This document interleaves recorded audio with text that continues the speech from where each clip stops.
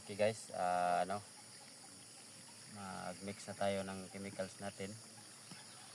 Ang gagamitin ay lang mga 4 na klase. Itong isa ay ito ay tatawag na liquid fungicide na siyang gagamitin natin sa ating tanim. At itong isa naman ay insecticide, no? Hindi ko lang babanggitin kung anong mga pangalan nito kasi hindi tayo ini-authorize ng mga company nito, baka tayo po ay pagalitan. At itong pangatlo naman, ito ay tinatawag na organic foliar fertilizer na siyang magbibigay sa ating tanim ng additional nutrients. At itong pang-apat, yung maliit, ito yung tinatawag natin na sticker na siyang magbibigay ng matinding epekto ng ating mga chemicals na ginagamit. Ito ay tinatawag na sticker at the same time spreader. Una natin gagawin, susukatin natin, no? Kasi pag ang chemical na hindi maangkop sa tamang sukat, kung sakaling ito ay sumusobra, ay magiging toxic, no, sa ating panim na siyang magdulot ng sakit, no, makakasira sa ating panim. Kaya susukatin natin ng maigi, susundin natin ang tamang dosage. Bago natin ito i-mix, kailangan din nating i-shake, no? I-shake. We will shake it very well para yung mga chemicals na nakalundag sa ilalim ay maaaring ma-mix ng maigi. Ito na.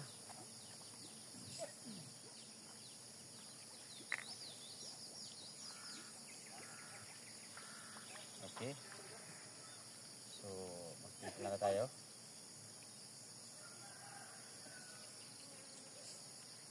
Lalagyan natin ng ito na 60 ml.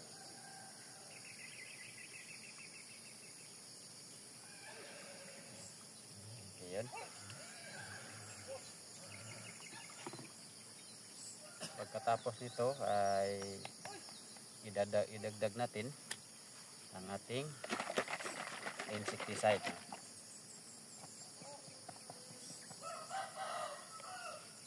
Sukatin pa rin natin.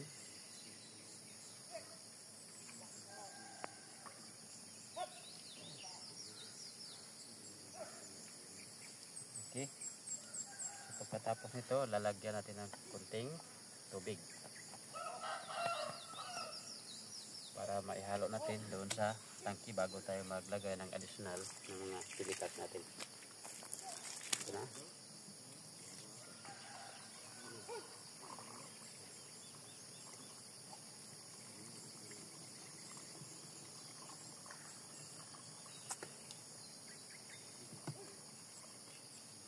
Okay, we will shake it very well.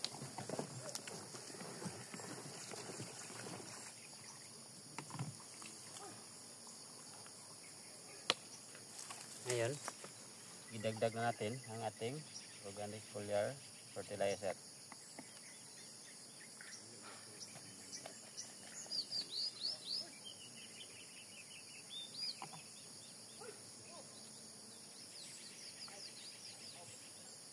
Uy, hindi na kasi yata ito. Huwag na lang natin. Lipat na tayo sa isa.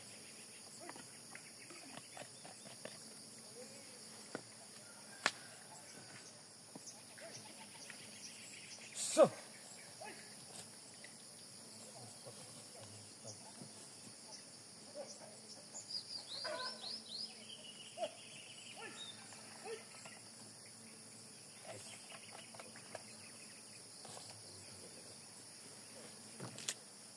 at last, ito na.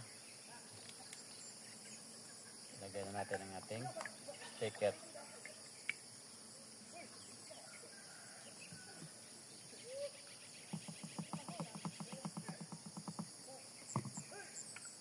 Okay, tapos na tayo guys. So, lalagyan natin ng tubig.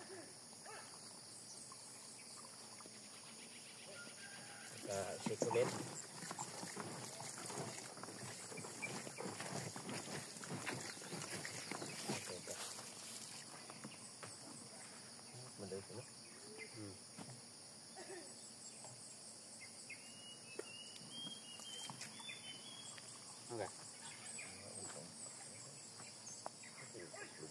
Ada.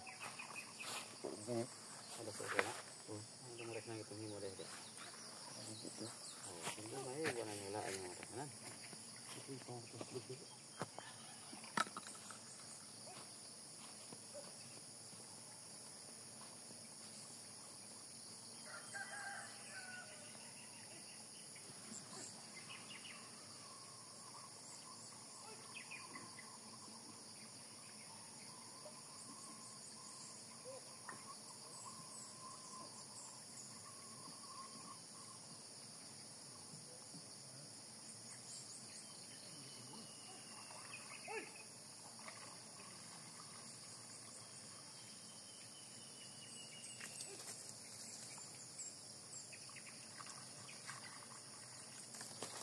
Right.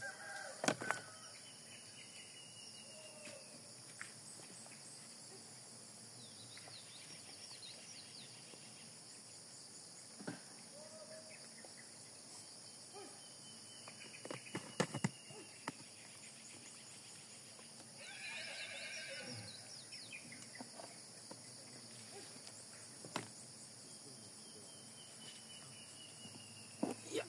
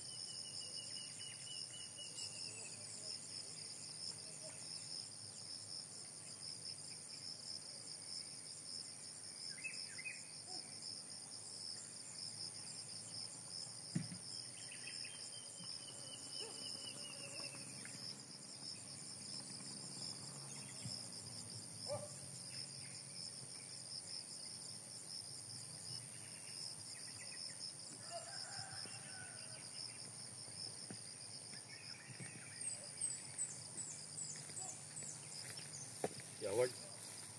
Pil kabayo. Ngalang. So,